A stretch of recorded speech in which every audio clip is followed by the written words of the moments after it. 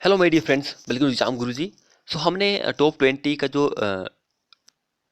Next part है वो आपके लिए लेके आए हैं। 30 पार्ट हम कर चुके हैं, 31 हम इसलिए कर रहे हैं क्योंकि यहाँ पर आपका बहुत ही रिस्पांस आ रहा है, अच्छा रिस्पांस आ रहा है, इसलिए हम इसको सीरीज को कंटिन्यू कर रहे हैं। जितना हो सके हम आपको इस सीरीज को कंटिन्यू करवाएंगे। तो देखिए, सबसे पहले हमारा जो यहाँ पे क्वेश्चन है वो बोला कि series of closely spaced contour line represent a.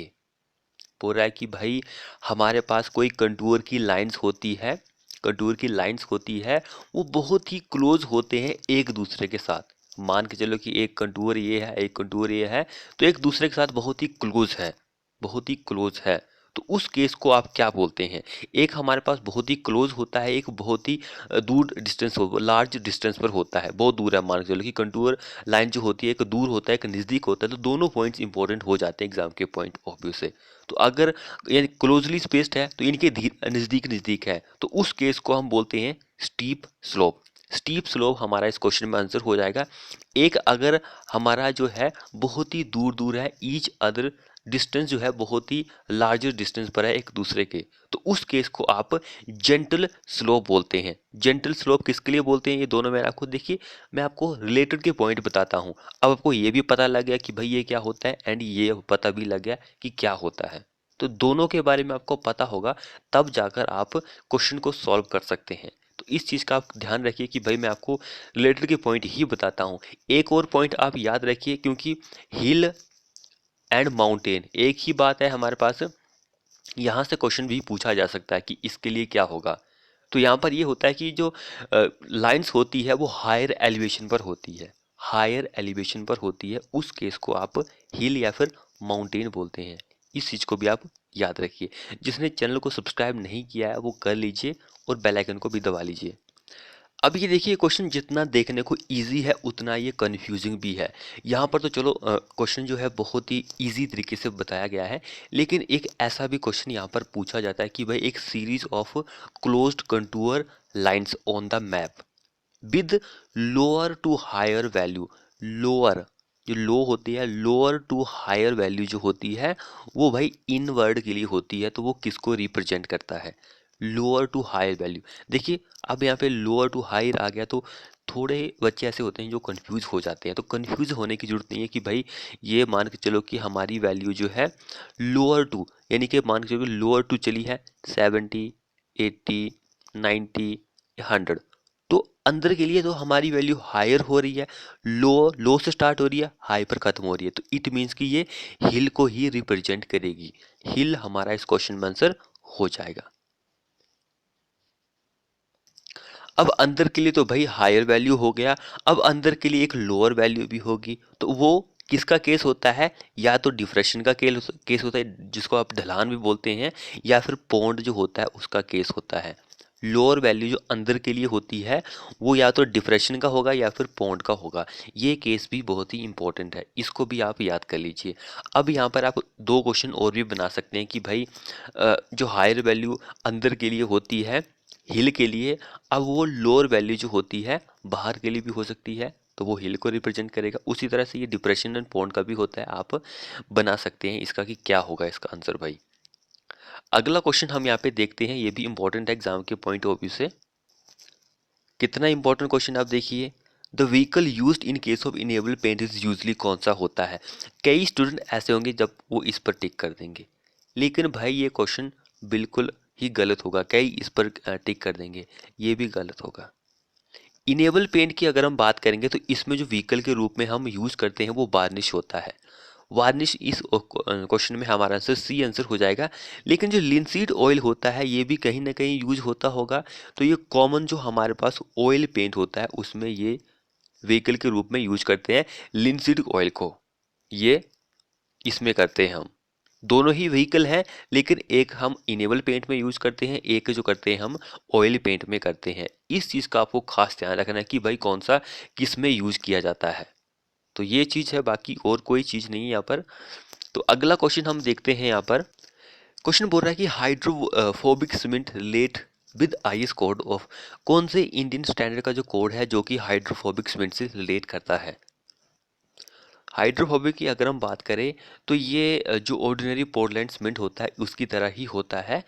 तो इसमें जो ब्लीडिंग होती है वो बहुत ही कम होती है। ब्लीडिंग जो होती है बहुत ही कम होती है। वो हाँ वो करता है हमारे इंडियन स्टैंडर्ड इस आईएस कोड से वो रिलेट करता है। ऑप्शन सी हमारा इस क्वेश्चन में आंसर हो जाएगा। अगला क्वेश्चन देखिए हमारे पास, the stone that exhibit highest compressive strength is. Question बोल रहा है the stone that exhibit highest compressive strength is. कौन सा ऐसा स्टोन है जिसके पास हाईएस्ट कंप्रेसिव स्ट्रेंथ होती है, ना कि क्रशिंग स्ट्रेंथ के बारे में पूछा गया है। क्रशिंग स्ट्रेंथ के बारे में पूछेगा तो आपका आंसर ग्रेनाइट होगा, लेकिन कंप्रेसिव स्ट्रेंथ के बारे में पूछा है तो आपका आंसर नीज हो जाएगा। हाईएस्ट कंप्रेसिव स्ट्रेंथ जो होती है वो नीज में ही होती है, लेकिन क्रशिंग स्ट्रेंथ जो होती है वो ग्रेनाइट में होती है। एक यहाँ पे और भी पॉइंट है, जो मिनिमम क्रशिंग स्ट्रेंथ होती है वो चौक के पास होती है। चौक जो होती है उसके पास लीस्ट क्रशिंग स्ट्रेंथ होती है। लार्जेस्ट जो होती है वो ग्रेनाइट के पास होती है, लेकिन कंप्रेसिव स्ट्रेंथ नीज के पास होती है। ऑप्शन बी हमारा इस क्वेश्चन में आंसर हो जाएगा। अगला क्वेश्चन देखिए, जिसने चैनल को सब्सक्राइब नहीं किया वो कर लीजिए और साथ में बेल आइकन को भी प्रेस कर लीजिए। क्वेश्चन बोल रहा है the base material for distemper. Distemper जो होता है उसके लिए बेस मटेरियल कौन सा होता है। इंपॉर्टेंट है, इजी है, जिसमें लीस्ट क्रशिंग स्ट्रेंथ होती है, यानी कि चौक। हमारे पास आंसर हो जाएगा बी। इंपॉर्टेंट क्वेश्चन है एग्जाम के पॉइंट ऑफ व्यू से। अगला क्वेश्चन देखिए, ब्रोकन ब्रिक्स या फिर स्टोन चिप्स। ब्रोकन ब्रिक्स के चिप्स या फिर ब्रोकन स्टोन के चिप्स आर आल्सो कॉल्ड। उसको आप क्या बोल सकते हैं, एक और उसका नाम है। पत्थर या फिर ईंट के छोटे छोटे टुकड़े जो होते हैं जिसको चिप्स कहा जाता है, उसका एक और नाम है, वो क्या है।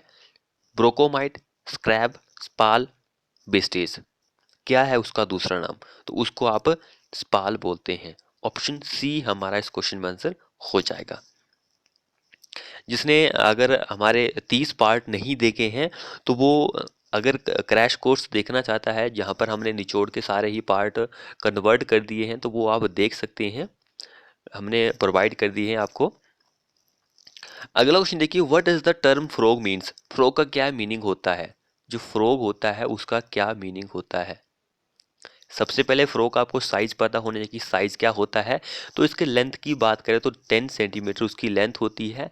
विड्थ की बात करें अगर हम उसकी, तो 4 सेंटीमीटर उसकी विड्थ होती है। अगर वो कितना गहरा होता है, डेप्थ की बात करें तो 1 से 2 सेंटीमीटर उतना गहरा होता है। अब हम पे बात करते हैं कि भाई ये किस लिए हम प्रोवाइड करते हैं, और अगर इस तरह के ऑप्शन आपको दिए हो तो आपका आंसर जो होना चाहिए वो ऑप्शन नंबर बी होना चाहिए। एक डिप्रेशन होता है on the face of brick, ये आपका आंसर होना चाहिए। अगर आपको ऑप्शन कुछ और तरह के दिए हो तो आपको एक कीवर्ड जॉइंट जो होता है वो प्रोवाइड करता है, और मैन्युफैक्चरर का नाम जो होता है वो आंसर होना चाहिए आपका। तो ये चीज़ इंपॉर्टेंट, और टॉप में हम इसको प्रोवाइड करते हैं, फ्रॉग जो होती है। नेक्स्ट में देखिए, what is the slump test for concrete determined. Slump test जो होता है वो वर्केबिलिटी को फाइंड आउट करने के लिए किया जाता है। Which is the most commonly used base for timber painting. कौन सा होता है, व्हाइट लेड होता है। ऑप्शन सफेदा जिसको आप बोलते हैं। अगला देखिए, which of the following are the most fire resistance paint. Most fire को रजिस्ट करने वाला पेंट जो होता है वो कौन सा होता है। चार आपके पास ऑप्शन दिए गए हैं, तो सबसे जो फायर को रजिस्ट करने वाला पेंट होता है एस्बेस्टस पेंट होता है। सी हमारा इस क्वेश्चन में आंसर हो जाएगा। जिसने चैनल को सब्सक्राइब नहीं किया है वो कर लीजिए और साथ में बेल आइकन को भी प्रेस कर लीजिए। अब नेक्स्ट वन जो क्वेश्चन बोल रहा है कि फॉर गुड बिल्डिंग स्टोन, जो अच्छा पत्थर होता है जो हम अच्छी बिल्डिंग के लिए यूज करते हैं, जिसको आप गुड पत्थर बोल सकते हैं, स्टोन बोल सकते हैं, उसकी स्पेसिफिक ग्रेविटी जो होती है वो ग्रेटर देन होनी चाहिए, शुड बी ग्रेटर देन, किस वैल्यू से ज़्यादा होनी चाहिए। अगर हम इसकी क्रशिंग स्ट्रेंथ की बात करें तो वो 1000 kg पर सेंटीमीटर से ज़्यादा होनी चाहिए, या फिर 100 भी आपको कई बार एग्जाम में दिया हो सकता है, लेकिन वो वैल्यू कुछ और होती है, न्यूटन में होती है। तो यहाँ पर देखिए, गुड बिल्डिंग स्टोन जो होता है उसकी स्पेसिफिक ग्रेविटी जो होती है वो 2.7 से ज़्यादा ही होनी चाहिए। ऑप्शन डी हमारा इस क्वेश्चन में आंसर हो जाएगा। अगला क्वेश्चन देखिए, the main principle of surveying is to work main जो प्रिंसिपल होता है सर्वेइंग का वो ये होता है कि भाई हमें work from whole to part करना होता है, work from whole to part. Option B हमारा आंसर हो जाएगा। नेक्स्ट क्वेश्चन देखते हैं, real image of an object. Real जो वास्तविक इमेज होता है किसी ऑब्जेक्ट का, वो form by the objective must lie. Objective must lie, कैसा लाई करता है वो? तो वो ये करता है कि भाई in the plane of cross hair, in the plane, plane जो होता है समतल पर होता है क्रॉस हेयर के। नेक्स्ट वन देखिए, which method is used for preparation of contour plan for routine survey के लिए?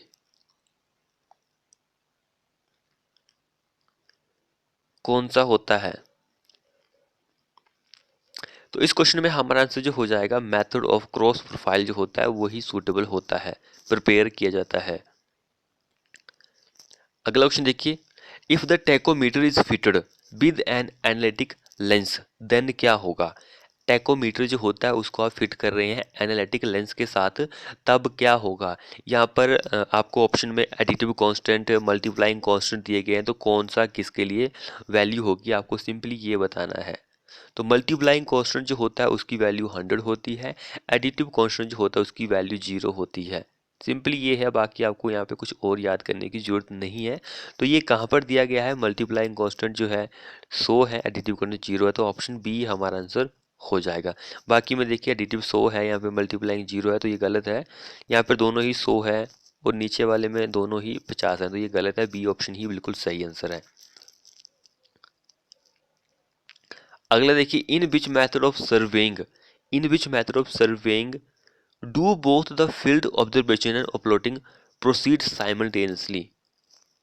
इन चार सर्वेइंग के मेथड में से कौन सा ऐसा सर्वेइंग का मेथड है जिसमें आप फील्ड ऑब्जर्वेशन एंड प्लॉटिंग जो है उन दोनों को साथ साथ में करते हैं? तो वो प्लेन टेबल सर्वेइंग ही होता है। हम कई बार इस क्वेश्चन को डिस्कस कर चुके हैं, इंपॉर्टेंट क्वेश्चन है इसलिए यहाँ पर प्रोवाइड किया गया है। क्वेश्चन बोल रहा था least count of prismatic compass is. तो सबसे पहले आपको ये पता होना चाहिए कि भाई लीस्ट काउंट जो होता है वो एक्चुअल में होता क्या है। तो लीस्ट काउंट एक वैल्यू होती है, स्मॉलेस्ट वैल्यू होती है that can be measure by measuring instrument. जो मेजरिंग इंस्ट्रूमेंट होता है, जो स्मॉलेस्ट वैल्यू जो मेजर करता है मेजरिंग इंस्ट्रूमेंट, उसको आप लीस्ट काउंट बोलते हैं। तो ये एक सर्वे प्रिज्मेटिक कंपास होता है, एक सर्वेयर कंपास होता है। दोनों के लिए लीस्ट काउंट की वैल्यू होती है, किसके लिए क्या होती है ये दोनों आपको पता होने जरूरी है। प्रिज्मेटिक कंपास की अगर हम बात करें तो इसके लिए 30 मिनट होता है लीस्ट काउंट। सर्वेइंग कंपास की अगर हम बात करें इसके लिए 15 मिनट्स जो होती है वो होती है लीस्ट काउंट की वैल्यू। ऑप्शन बी हमारा इस क्वेश्चन में आंसर हो जाएगा। जिसने चैनल को सब्सक्राइब नहीं किया वो भाई कर लीजिए और साथ में बेल आइकन को भी प्रेस कर लीजिए, क्योंकि इसी तरह के क्वेश्चन जो है आपको मिलने वाले हैं, आगे भी मिलते रहे हैं, आगे भी मिलते रहेंगे। सो अगला क्वेश्चन देखिए, sensitivity of bubble tube can भी इंक्रीज बाय। सेंसिटिविटी जो होती है बबल ट्यूब की वो आप इंक्रीज कर सकते हैं by increasing the diameter of tube. जो ट्यूब होती है उसकी डायमीटर आप इंक्रीज करेंगे तो सेंसिटिविटी जो होती है वो ऑटोमेटिकली इंक्रीज हो जाती है। अगला क्वेश्चन देखिए, approximate what is the specific gravity of sand. Sand जो होता है उसकी एस जी यानी कि स्पेसिफिक ग्रेविटी आपको बतानी है, 2, 2.2, 2.4, 2.6 कितनी होती है सैंड की स्पेसिफिक ग्रेविटी? इंपॉर्टेंट क्वेश्चन है, कितनी होती है? तो जिसने अभी तक चैनल को सब्सक्राइब नहीं किया है वो भाई कर लीजिए और बेल आइकन को भी प्रेस कर लीजिए। तो इस क्वेश्चन में हमारा आंसर जो हो जाएगा 2.6 हो जाएगा। जो मोस्ट जो सॉइल होते हैं, सैंड होते हैं, स्टोन होते हैं, उसकी वैल्यू जो होती है 2.6 से ही वेरी करती है। ऑप्शन ये हमारा इस क्वेश्चन में आंसर हो जाएगा। अगला क्वेश्चन देखिए, you are given a sample of soil containing coarse grain. आपने एक सैंपल दिया है सॉइल का जिसमें कोर्स ग्रेन है। आपको क्या फाइंड आउट करना है? उसका वाटर कंटेंट जो है वो पता लगाना है। What will be use for this purpose? आप उस पर्पज के लिए क्या यूज करेंगे? Pycnometer, oven drawing method, calcium carbide method, alcohol method. तो उसके लिए आप पिक्नोमीटर जो होता है उसको आप यूज करते हैं। Water content and specific gravity जो होती है पिक्नोमीटर से द्वारा ही फाइंड आउट की जाती है, बाकी इनके भी उस द्वारा भी, लेकिन ये मोस्ट कॉमन है, तो इसको आप याद रखिए क्योंकि ये एक्यूरेट मेथड है। अगला क्वेश्चन देखिए, in a centrifugal pump casing, centrifugal pump की केजिंग जो होती है, the flow of water leaving the impeller is, flow जो होता है हमारे पास वाटर का लीव छोड़ता है इम्पलर इज, तो वो फ्री वोर्टेक्स मोशन होता है, फ्री वोर्टेक्स मोशन होता है। अगला और लास्ट क्वेश्चन देखिए हमारे इस वीडियो का। सो जिसने भाई अभी तक चैनल को सब्सक्राइब नहीं किया वो कर लीजिए और साथ में बेल आइकन को भी प्रेस कर लीजिए। तो क्वेश्चन बोल रहा है meaning formula is used for, किसके लिए यूज किया जाता है मीनिंग फार्मूला जो होता है। तो मीनिंग फार्मूला की अगर हम बात करें, हेड लॉस जो होता है due to friction in open channel, इसके लिए मीनिंग फार्मूला जो होता है यूज किया जाता है। बी हमारा इस क्वेश्चन में आंसर हो जाएगा। तो भाई ये थे हमारे 23 क्वेश्चन। आपको हमारी ये वीडियो कैसी लगी? वीडियो को अपने दोस्तों के साथ शेयर भी कर दीजिए और लाइक कीजिए, वीडियो को कमेंट कीजिए, चैनल को सब्सक्राइब नहीं किया तो कर लीजिए। मिलते हैं ऐसी ही नेक्स्ट वीडियो में।